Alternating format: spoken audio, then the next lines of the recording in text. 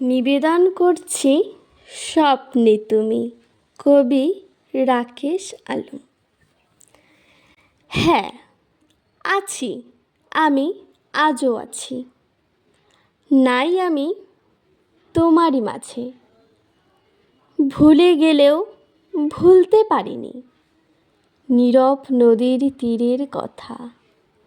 কিন্তু জানি না কেন হঠাৎ স্মৃতির পাথায় তোমাকে লিখি।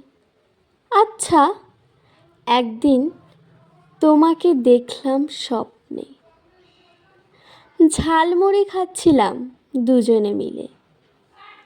আহা, কি সুন্দর মুহূর্তটা! কতক্ষণ আর থাকবে বলো?